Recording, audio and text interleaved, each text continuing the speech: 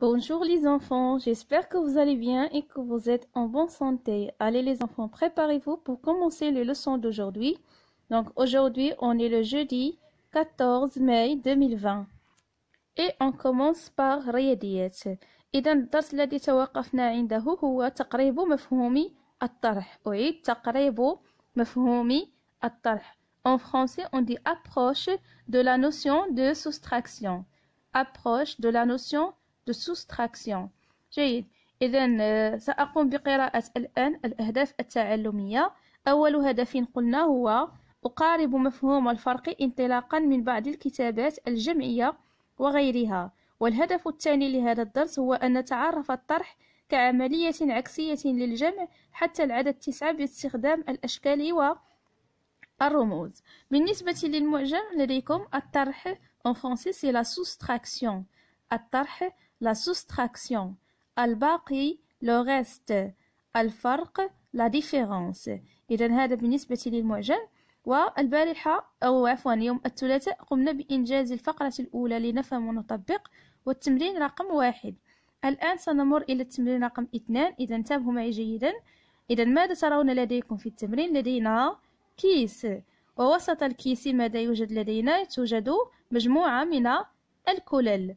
إذا السؤال الذي لديكم هنا في التمرين هو كالتالي: في كيس علي 10 كلل.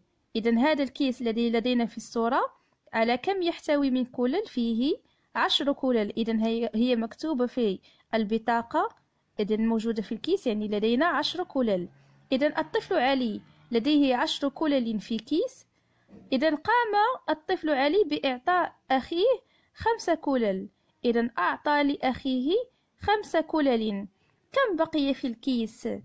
إذا مثلا هنا لدينا الطفل علي لديه 10 كلل وأعطى لأخيه 5 كلل من تلك 10.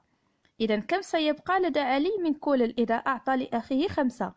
كم سيبقى لديه؟ إذا هنا ماذا ستفعلون؟ ستقومون بإنجاز عملية التي ستنجزونها هي ماذا؟ هي عملية الطرح. يعني ماذا ستفعلون؟ ستأخذون مجموع الكلل التي توجد لدى علي وستطرحون منها ماذا؟ عدد الكلل التي سيعطيها لأخيه، ثم ستجدون العدد الذي سيبقى في الكيس لدى علي. إذا هنا ستقومون بإنجاز عملية الطرح، وعملية الطرح ستنجزونها أفقيا وليس عموديا، لأنني رأيت أن البعض منكم يقوم بإنجاز عملية الطرح عموديا، ستنجزونها أفقيا. جيد. إذا هذا بالنسبة للتمرين رقم 2. الآن سنمر إلى الصفحة التالية وهي الصفحة 104. إذا انتبهوا معي جيدا. لديكم هنا ستقومون بإنجاز التمرين رقم 4. السؤال لديكم هنا هو: كم خصة ستبقى في الحديقة إذا أكلت السلحفاة 4 خصات؟ إذا كما تلاحظون في الصورة لديكم الخص ولديكم سلحفاة. إذا طلب منكم هنا أن تكتبوا عدد الخصات التي ستبقى في هذه الحديقة إذا أكلت السلحفاة 4 خصات. إذا أول شيء يجب أن نحسب كم لدينا من خصة في الحديقة. إذا لنحسب جميعا: 1 2 3 4 5 6 7 8 9. إذا يوجد في الحديقة 9 خصات، والسلحفاة ستقوم بأكل كم؟ ستأكل 4 خصات. يعني إذا أكلت 4 فكم سيبقى في الحديقة؟ هنا نفس الشيء، ستأخذون عدد الخصات الموجودة في الحديقة وستطرحون منه العدد الذي ستأكله السلحفاة. يعني هنا ستنجزون عملية الطرح لتعرفوا كم سيبقى من خصة في الحديقة بعد أن تأكل السلحفاة 4 خصات. جيد. هذا بالنسبة للتمرين رقم 4. الآن لديكم التمرين رقم 5. إذا كما تلاحظون هنا لديكم سلة، وفي هذه السلة يوجد مجموعة من البرتقال.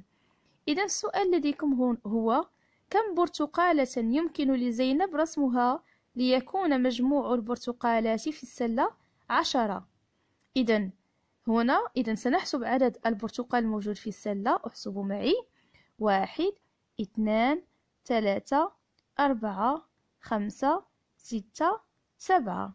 إذا لدى زينب 7 برتقالات، وهي تريد أن تضيف بعد البرتقال ليصبح مجموع البرتقال في السلة هو 10. يعني يجب أن تضيف مجموعة من البرتقال.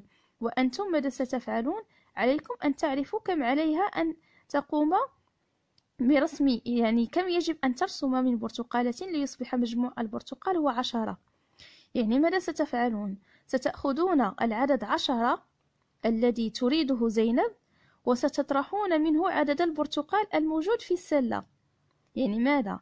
إذن 10 هو العدد الذي تريده زينب، وستطرحون منه ماذا؟ 7 برتقالات يعني الموجودة في السلة، لكي تعرفوا كم يجب أن تضيف زينب من برتقال ليصبح مجموع البرتقال هو 10.